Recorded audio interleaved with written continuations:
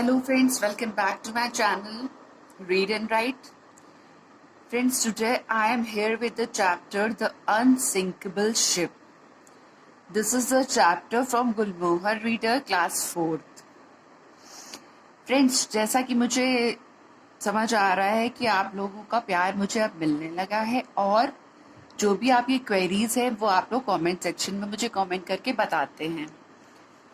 तो ये पॉसिबल नहीं हो पा रहा है कि मैं एक एक क्वेरी को बता दूं आपको। उसके लिए मुझे एक वीडियो बनाना पड़ेगा, वीडियो रेडी करना पड़ेगा। कुछ फ्रेंड्स कहते हैं कि कुछ स्टूडेंट्स ये भी बोलते हैं कि मुझे इस चैप्टर के क्वेश्चन एंड आंसर्स चाहिए।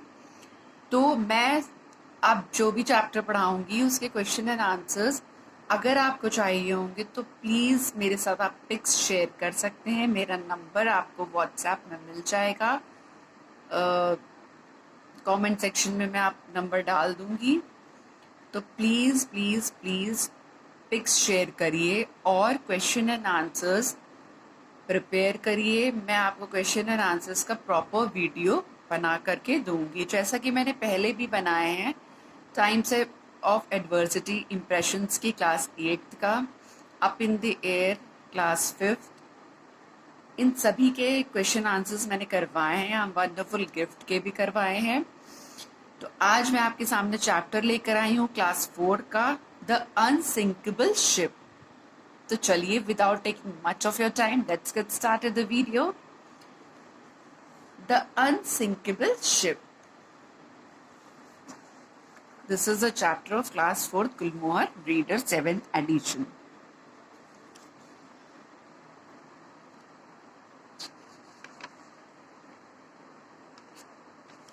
ऑन 10th अप्रैल 1912, ये है इंसिडेंट जो हुआ था शिप का, वो है 10th अप्रैल 1912 का।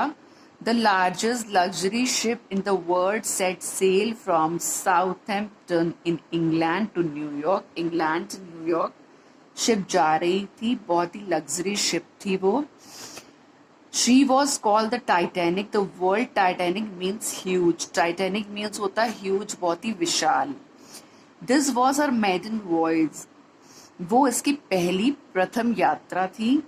That is her first voyage. She set out to cross the Atlantic Ocean and she carried more than 2000 passengers. Atlantic Ocean से वो जा रही थी, जिसमें कि 2000 से भी ज़्यादा यात्री यात्रा कर रहे थे। The Titanic was like a floating town. The Titanic was a floating town, एक तरीके से फ्लोटिंग टाउन था वो पूरा। उसमें एक टाउन, इतनी बड़ी वो शिप थी कि एक टाउन जैसा फील आ रहा था उसको देख करके। आपको सारी लग्जरी आइटम्स वहाँ पे मिलेंगे, bar, restaurants, rooms available, everything was available there. Everyone called the Titanic the finest ship in the world. सभी लोगों का कहना था कि टाइटैनिक शिप जो है सबसे ज्यादा फाइनेस्ट शिप है इस वर्ल्ड की। Everyone was proud of her.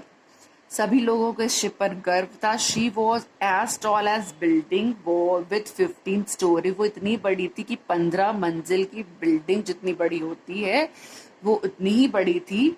Inside she was like a large hotel with grand staircases. उसके अंदर बहुत ही लार्ज होटल्स थे जो बहुत ही सुंदर staircases बने हुए थे, grand. Dining rooms were there, shops and swimming pools also were there. Everyone thought that the Titanic could never sink. सबका ये मानना था कि टाइटैनिक ऐसी शिप है जो कि कभी भी डूब नहीं सकती है। They called her the unsinkable ship. That's why this chapter's name is the unsinkable ship.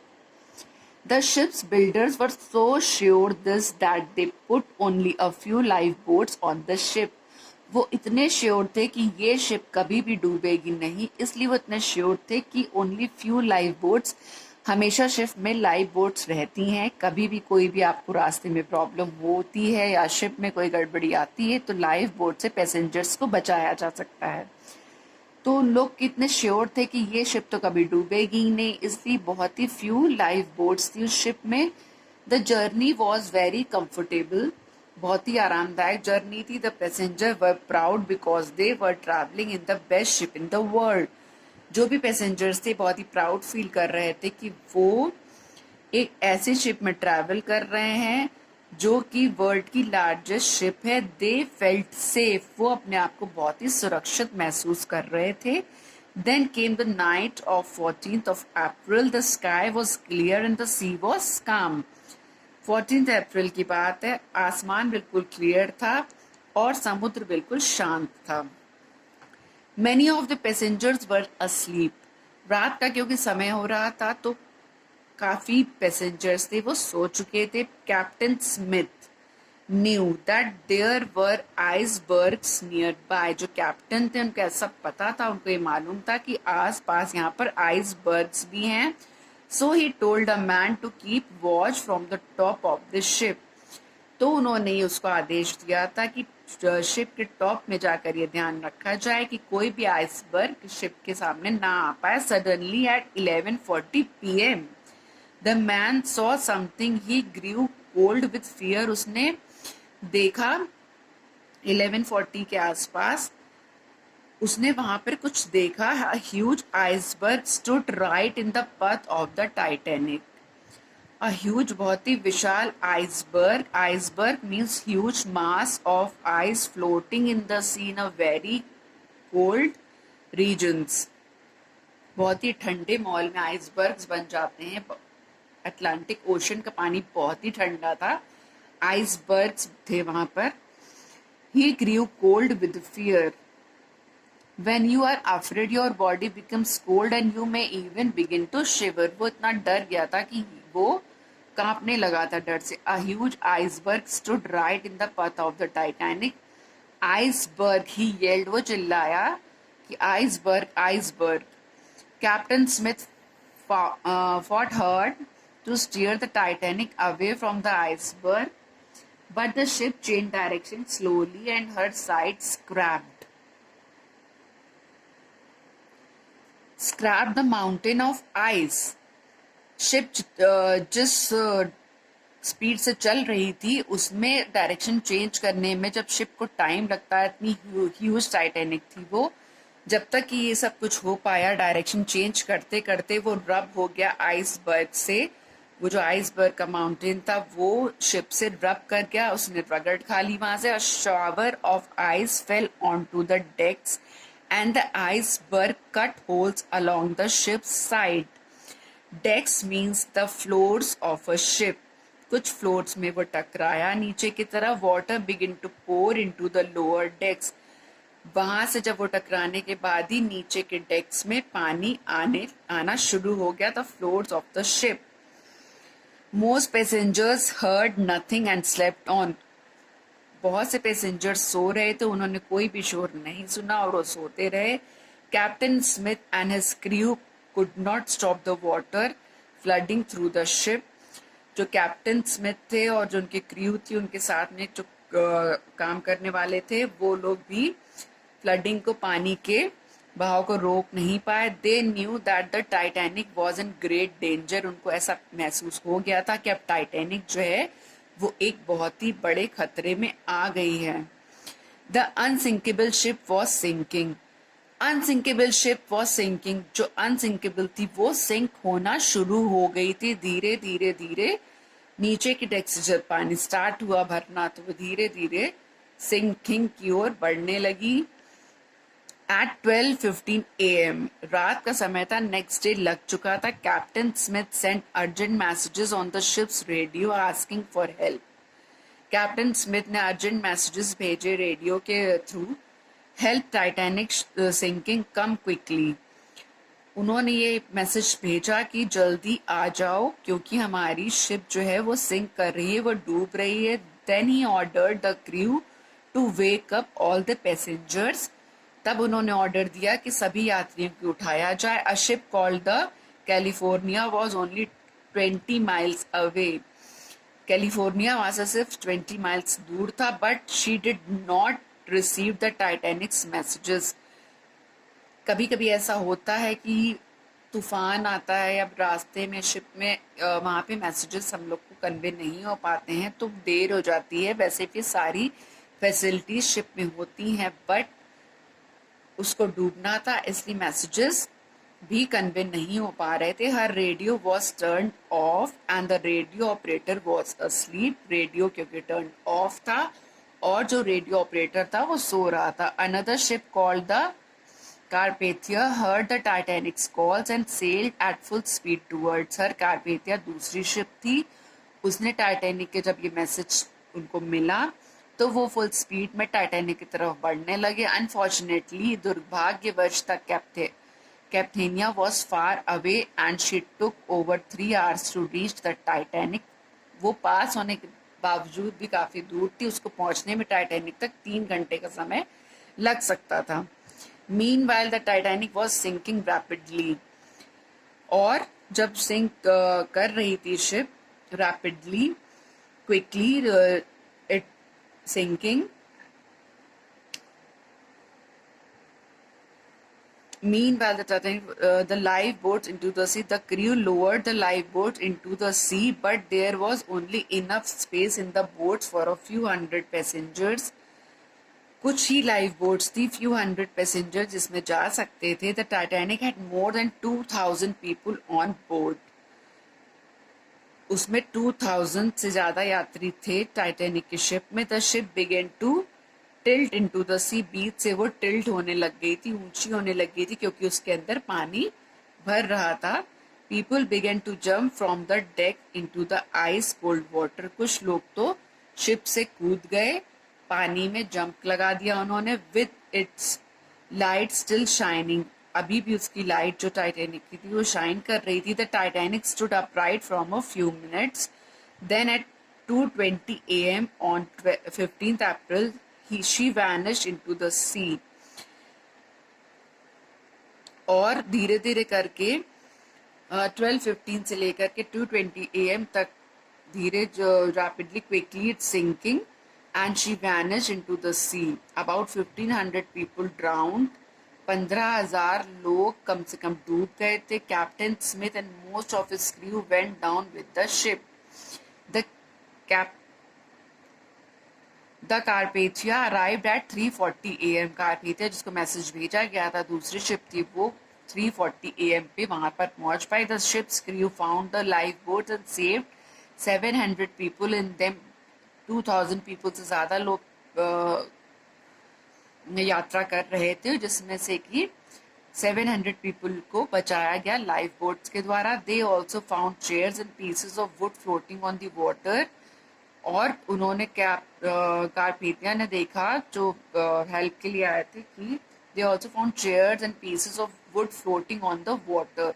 Chairs, वहाँ के जो पीसेस थे, वुड्स थे, जो भी शिप्स के रेक्स थे वो फ्लोट कर रहे थे। But almost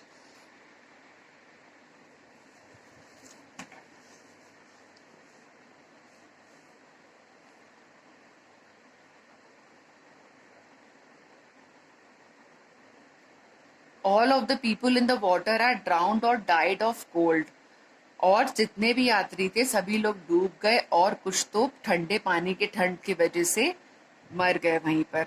the Carpathia was too late to save them. Carpathia बहुत लेट हो गया था बचाने के लिए क्योंकि उसको 3 घंटे का समय लगने वाला था पहुंचने में। The sinking of the Titanic made people think harder about the safety of passengers on ships. They asked why ships carry so few lifeboats and why they turn off their radios. और वो लोग कह रहे थे कि Titanic ने इतनी कम life boats क्यों रखी थी और अपना रेडियो क्यों ऑफ कर रखा था। इन 1913 it was decided that all ships must have enough room in their lifeboats to carry everyone on board. उनका ये मानना था कि इतनी बड़ी वो ह्यूज शिप थी जिसमें कि सभी को बचाया जा सकता था, इतने रूम्स अवेलेबल थे, वहां पे सभी के लिए लाइफ बोट्स का होना जरूरी था। It was also decided that ships must keep their radios working every hour of the day and night. Ship और उनका ये मानना था कारपेथिया का कि जो शिप होती है, इतनी ह्यूज शिप जब चल रही है तो रेडियोज वगैरह को टर्न ऑफ नहीं होना चाहिए था और उनको working every hour of the day and night. In 1985, scientists sent a submarine to look for a wreck of the Titanic. 1985 में साइंटिस्ट जो थे वो टाइटैनिक इतनी ह्यूज शिप थी जिसके रेक्स भी अवेलेबल नहीं हो पाए थे, मिल नहीं पाए थे, डूब गए थे। उन्होंने 1985 में साइंटिस्ट ने सबमरीन भेजा था कि टाइटैनिक के रेक्स हमको मिल जाएं। Submarine is a special ship which sales under the water. जो पानी के अंदर चलती है वो सबमरीन होती है, जिससे कि वो लोग आसानी से टाइटैनिक के रेक्स को ढूंढ सकते थे। They found the ship lying in 2 pieces on the ocean floor. और उन्होंने वहां पे क्या पाया कि जो टाइटैनिक शिप थी वो 2 टुकड़ों में बट गई थी, टूट गई थी बीच से, और उसके 2 टुकड़े 2 pieces on the ocean floor eight depth, गहराई में around 4000 meters. Later they took photographs of the wreck and brought small parts of it to the surface of the water. और उन्होंने वहाँ जो रेक्स उनको मिले तो उसकी फोटोग्राफ्स ली और स्मॉल पार्ट्स को सरफेस से लिया। There are many stories of bravery on that terrible night in April 1912. In 1998, the director James Cameron made a famous film of the Titanic's maiden voyage. उसके बाद इस चैप्टर से related एक movie बनी, इस इंसिडेंट से रिलेटेड मूवी बनी, जिनके डायरेक्टर थे James Cameron. Made a famous film of the Titanic's maiden voyage. It is a very sad film. वो बहुत ही दुखद फिल्म सबको लगी। Almost everyone who sees the film leaves the cinemas in tears. जिन्होंने भी इस मूवी को देखा, इस इंसिडेंट को गहराई से जाना, उनके आंसू निकल आए थे इस मूवी को देखने के बाद। तो friends, this is a chapter the unsinkable ship, class 4th, chapter 7. I hope you like the chapter, you understand very well. If you have any query, please do comment on the comment section, hit the like button, and if you are new in my channel, please subscribe it for more videos of Gulmohar Reader and any other subject, demanded subject, जो भी आप लोग demands करते हैं। अगर आपको किसी भी चैप्टर में, किसी भी और एक्सेप्ट इंग्लिश, आपको कोई भी प्रॉब्लम आती है किसी भी चैप्टर में, जैसे कि कुछ और डिमांडेड वीडियोस साइंस के लिए मैंने डाले हैं, साइंस के जो डिमांडेड वीडियोस हैं वो मैंने अपलोड करे हैं। अगर आपने मेरे चैनल को अभी तक विजिट नहीं कराया तो kindly visit my channel, like my channel, and thanks for watching. मिलते हैं नेक्स्ट वीडियो के साथ। Till then bye bye. Thanks for watching.